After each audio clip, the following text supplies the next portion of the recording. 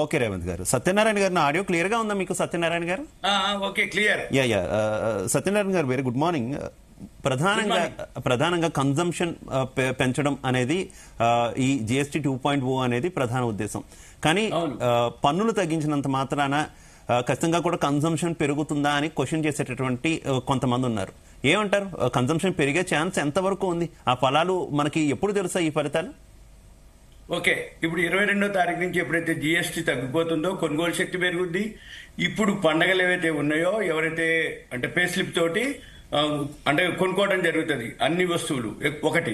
Number 2, వడ్డీ రేట్లు మనం రాత్రి ఫెడరల్ రిజర్వ్ వాళ్ళు 25 బీపీఎస్ పాయింట్లు తగ్గించడం జరిగింది. అది గుడ్ న్యూస్. మార్కెట్ కి ఇప్పుడు మనది మళ్ళీ ఈ నెలాఖరికి మంది కూడా ఉంది ఆర్బీఐ క్రెడిట్ పాలసీ. అప్పుడు ఆటోమేటిక్ గా మనం కూడా ఒక పావుల తగ్గించే అవకాశాలు ఉన్నాయి. అప్పుడు ఏమైతుంది, రియల్ ఎస్టేట్ సెక్టార్ కానీ ఇవి ఏవైతే మన సెక్టార్లు అన్ని కూడా కన్జంప్షన్ సెక్టార్లు అన్ని కూడా మళ్ళీ సేల్స్ పెరిగే అవకాశం ఉంటుంది. జిఎస్టీ రెవెన్యూ పెరుగుతుంది. ఆటోమేటిక్ గా వడ్డీ రేట్లు ఎప్పుడైతే తగ్గుతుందో కొనుగోలు శక్తి అంటే కొనుక్కునే వాళ్ళు ఎక్కువ మంది అవుతారు. దాంతో సేల్స్ పెరుగుతుంది, టర్న్ ఓవర్ పెరుగుతుంది. ఈ ట్రంప్ సుంకాలు కూడా ఇప్పుడు చర్చలకు వస్తున్నాయి. మళ్ళీ ఈ సుంకాలు ఈ టారిఫ్లు ఎక్కడో ఒక దగ్గర చర్చలకు వచ్చినప్పుడు ఆటోమేటిక్ గా ఎక్స్పోర్ట్స్ మళ్ళీ స్టార్ట్ అవుతాయి. ఇప్పుడు మెయిన్ జిఎస్టీ తగ్గించడానికి రీజన్ ఏంటిది? ఈ సుంకాలు టారిఫ్లు ఏవైతే ఉన్నాయో ఈ సుంకాలు టారిఫ్ల తోటి ఈ అంటే అవన్నీ ప్రొడక్షన్ ఆగిపోవటం లేకపోతే ఎక్స్పోర్ట్స్ ఆగిపోవటం. అందుకని జిఎస్టీ తగ్గించడం వల్ల ఏమైతుంది, మన ఇండియాలోనే మన వాళ్లే వినియోగదారులు పెరుగుతారు, కొనుక్కుంటారు. రెండోది పండగలు వస్తున్నాయి కాబట్టి ఈ అంటే లోన్లు ఈఎంఐలు అనుకోండి, ఎవరైతే పే స్లిప్ తోటి సెంట్రల్ అనుకోండి, స్టేట్ అనుకోండి, సాఫ్ట్వేర్ ఎంప్లాయీస్ అందరూ కూడా ఎక్కువ శాతం రెడీగా ఉన్నారు. ఏది ఈ గూగుల్ పే మన ఫ్లిప్కార్ట్ అమెజాన్ ఆల్రెడీ ఆఫర్లు స్టార్ట్ అయిపోయినాయి. 22వ తారీఖు ఇక అన్ని కూడా కొనుక్కోవడానికి అంటే దాంతో ఏమవుతుంది, సేల్స్ పెరుగుతాయి, టర్న్ ఓవర్ పెరుగుతుంది, కంపెనీల యొక్క ప్రాఫిట్ పెరుగుతుంది, జిఎస్టీ రెవెన్యూ పెరుగుతుంది. ఏదైతే డెఫిసిట్ 48,000 కోట్లు ఏదైతే ఉందో అది ఆటోమేటిక్ గా జిఎస్టీ రూపంలోకి ఎంతో కొంత అడ్జస్ట్ అవుతుంది. మళ్ళీ ఈ సుంకాలు టారిఫ్లు అయిపోయినాక ఆటోమేటిక్ గా మళ్ళీ ఎక్స్పోర్ట్స్ ఎప్పుడైతే పెరుగుతుందో ప్రొడక్షన్ పెరుగుతుంది, సప్లై పెరుగుతుంది. ఆటోమేటిక్ గా అంటే ఒక విధమైన మళ్ళీ ఎకానమీ కూడా గ్రోత్ అయ్యే అవకాశాలు ఉన్నాయన్నమాట.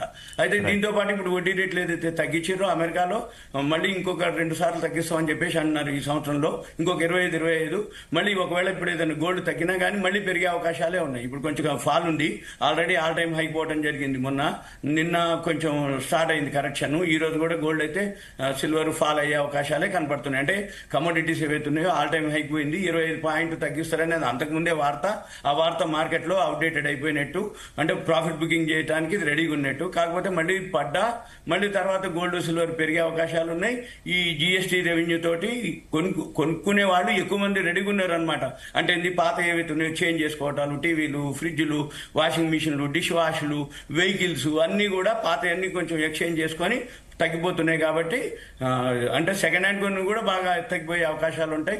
ఈ జిఎస్టీ అయితే కాకపోతే 22వ తారీఖు నుంచి కాబట్టి ఈ ఎవరెవరు ఏం కొంటారు, ఎక్కడ కొంటారు, ఎంతవరకు ఈ సంస్కరణతోటి ఈ ఇన్సూరెన్స్ అవన్నీ కూడా అవేర్నెస్ పెరిగింది. అంటే ఇన్సూరెన్స్ చాలా వరకు దాని వరకు అంటే ఎంతవరకు అంటే ఇన్సూరెన్స్లకి ఏమైతుందంటే ఎప్పుడైతే జిఎస్టీ లేదో ఆటోమేటిక్ గా ప్రీమియం పెంచే అవకాశాలు ఉంటాయి.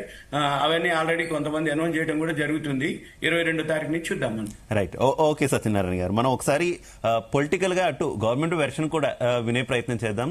అభిషేక్ గారు మనతో పాటు జాయిన్ అయ్యారు, భారతీయ జనతా